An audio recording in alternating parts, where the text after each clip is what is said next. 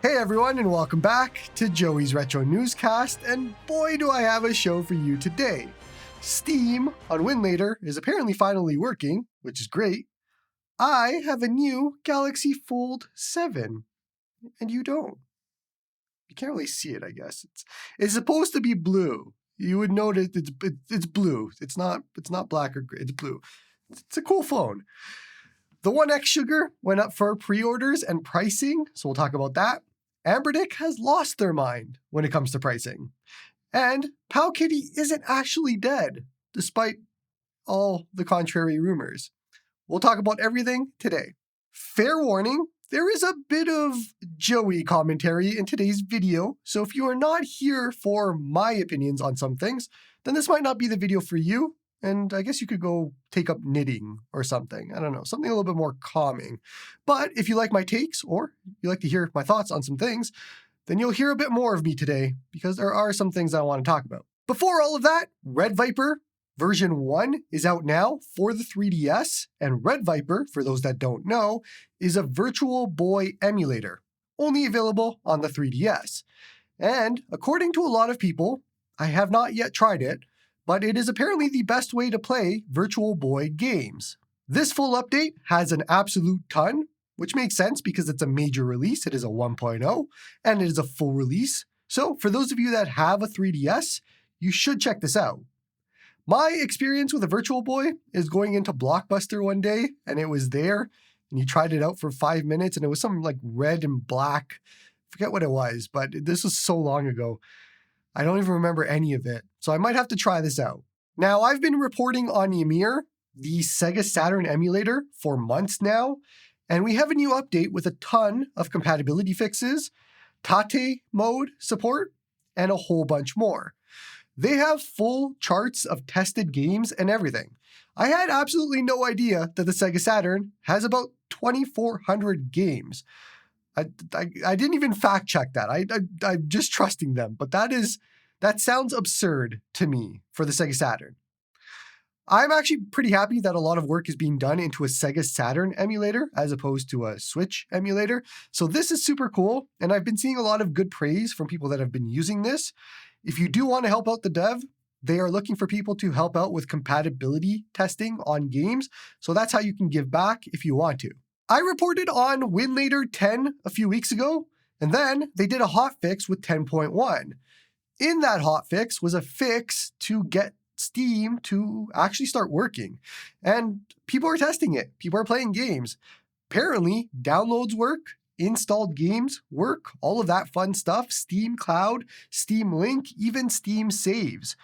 So GameHub has an actual competitor here. Winlator has Steam working now. I want to know in the comments if you have tried this, what is working for you, and how's it all going?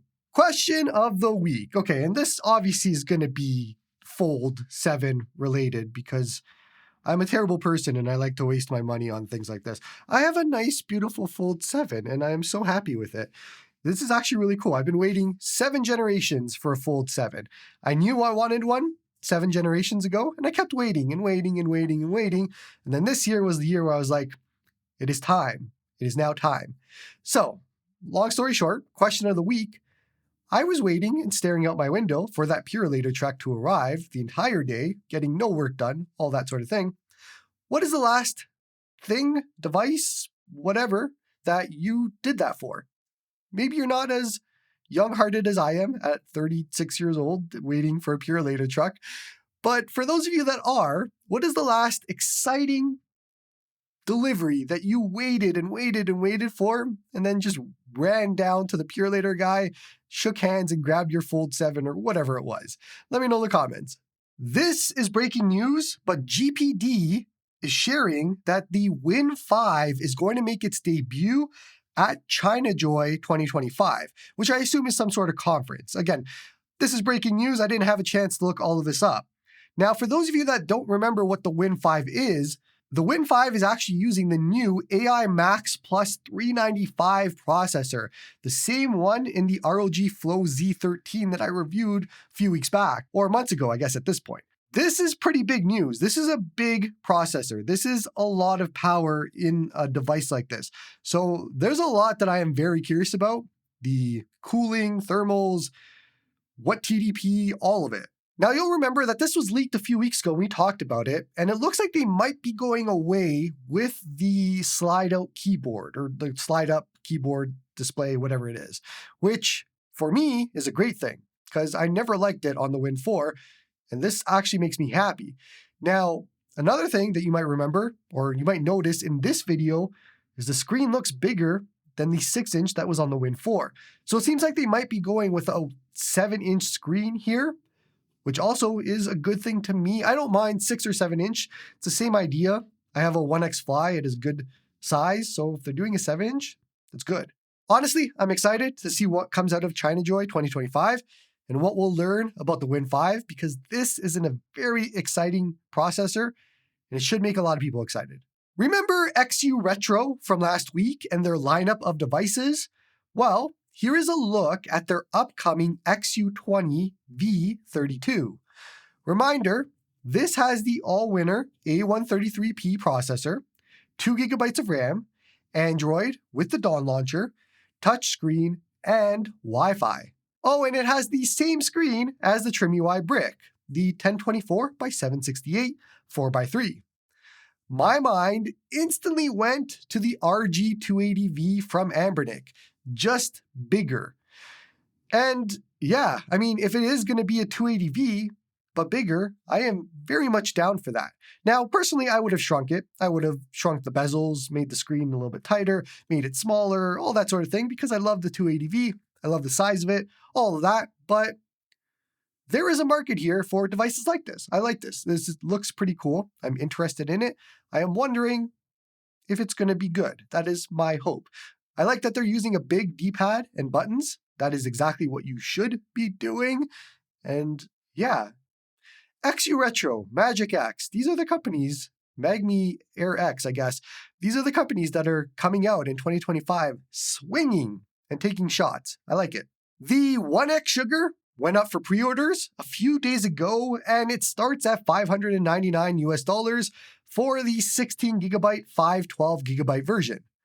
Now, I'm sure some of you have seen videos of this thing, and you may even have seen a video with yours truly somewhere in it. That makes it all the more awkward when you realize that I don't actually have a review unit, but I am in a video. Apparently, it's going to be a few weeks till I get my own to test out and try out, all that sort of thing. And then I'll do a video on it and we'll take a look at it. And don't worry, I won't be doing a review after only 24 hours. I'll have my time to play with it and then give you my thoughts. Now, anybody in the comments that have bought this, I'm very curious to know, did you pre-order this? Why? Why not? All that sort of thing. This is an example of a device that is not overpriced, but expensive. There is a difference, if you recall, between overpriced and expensive. Overpriced means you're not getting what you pay for from the value perspective, from what the technology is, all that sort of thing. You are getting that here for $599. It's just expensive when you compare it to other things. You have to really, really want what this is doing from all of the transformer type thing that it's doing. So to me, I don't really have an interest in this, to be honest with you. It looks weird and looks like it's a proof of concept more than a final product, but I'm willing to give it a shot whenever it comes to me, and we'll take a look at it and see if it's good. Speaking of overpriced, we have the pricing for the new upcoming Anbernic RG477M. The 8GB, 128GB version will be $239 US, and the 12GB, 256GB version will be $289. But you will have $20 off during the pre-order period, which I am not sure if that means 48 hours or if it means the entire pre-order period, because this does go up for pre-order on July 29th, and it will start shipping August 13th. So I don't know if it's going to be 2 weeks of pre-order period or what, but we'll see. But either way, the actual real prices is $239 and $289. You can't really count a 2-week period as real pricing. Now, I posted about this on my YouTube, in the YouTube posts, and the overall main thoughts from all of you was that the pricing is just way too high. And yeah, I completely agree. Here's the thing.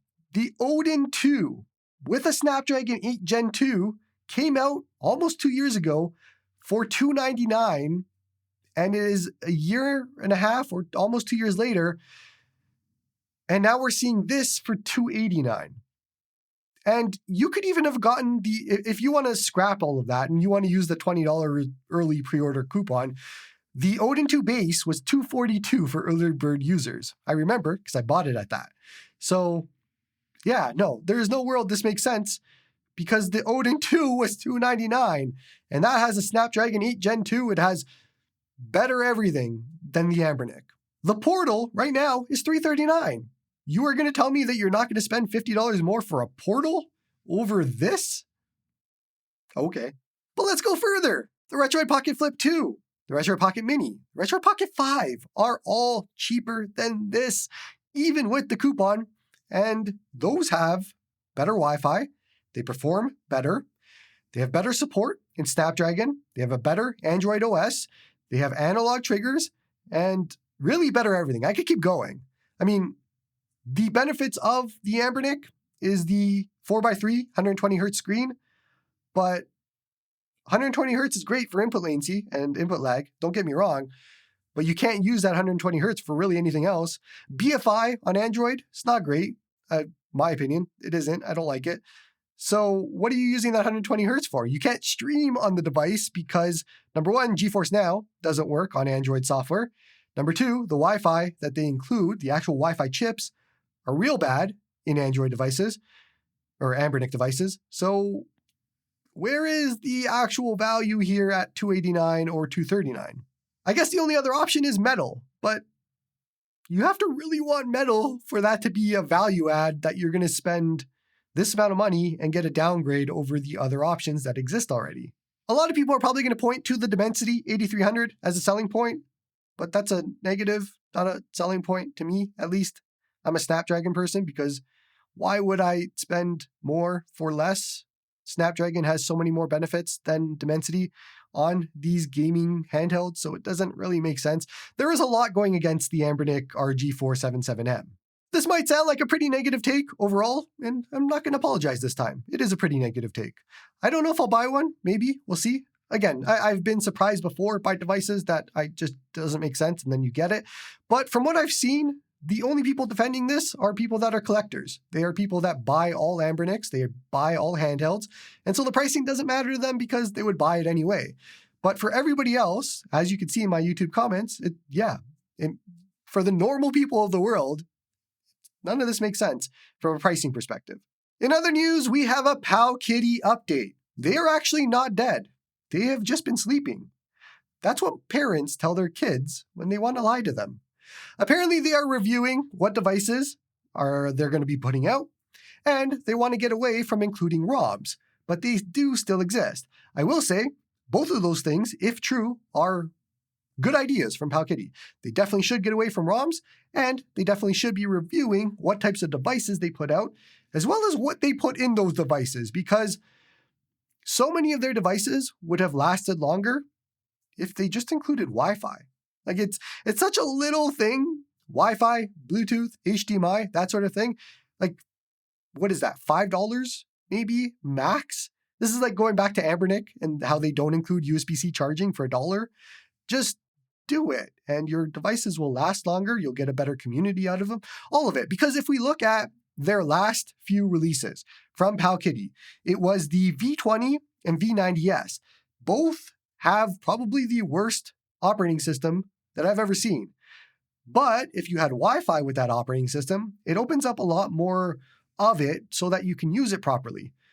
But it's still pretty bad. Like they really fungled those ones up as far as operating system goes. Now, I'm going to be honest, I don't care if Powkiddy was here or not. To be truthful, they haven't been competitive really on any front. It's always nice to have more options in the community, but you have to be competitive. Like Magic X comes out of nowhere. They're making good devices. They're being competitive. This X3 Retro company is coming, or I guess already existed, but they're going to be making more devices. They look competitive. Magmi, AirX looks very competitive. Powkiddy's been around longer than all of these companies with varying levels of success. Like they hit it big with the RGB20S, which then got cloned to the R36S or R35S, all that sort of thing. They hit it big with the RGB30, which never really liked, but sure, people like it. that's kind of it. I mean, what else have you been doing this whole time? And they've had other devices that have come out, but none of them have been very good. Anyways, Powkiddy, if you're listening, add some Wi-Fi, add some Bluetooth, add some HDMI, make some better devices. And yeah, and you should see some success at some point. We've been seeing the Legion Go 2 start to pop up recently, and I was wondering when this would happen, given that I held one of these and played with one of these 7 months ago now at CES. I honestly have no idea what Lenovo has been doing for 7 months, or why they showed it off so early at CES. I mean, it was cool to see it and hold it and play with it, but it's been 7 months. It's been weird to be so silent on a device that people played with a long time ago. But it seems like it is actually probably coming out pretty soon now. And it looks like there is another version, the Z2 version, not just the Z2 Extreme. I'm going to have to update my chart of Lenovo Legion Go's because it's getting a little confusing with all these models. Honestly, I think the world is collectively holding their breaths for this one. OLED, 144 Hz, 1200p, variable refresh rate. These are all really good things. You're going to get some gains by lifting this 1 kilogram, 1.1 kilogram heavy device. I forget what it is. But I think everybody's waiting on this one because depending on how this goes, it could set up the future for PC handhelds, in my opinion. We have the Xbox Ally and Xbox Ally X coming out later this year, but the Legion Go 2 is the first one that is showing signs of next generation with OLED and variable refresh rate and all that sort of thing. On the complete other end, I'm getting kind of tired of MSI and the Claw. I spoke to MSI behind the scenes, and they will have limited stock of the Z2 Extreme Claw 8, and it won't actually hit shelves in Canada until October.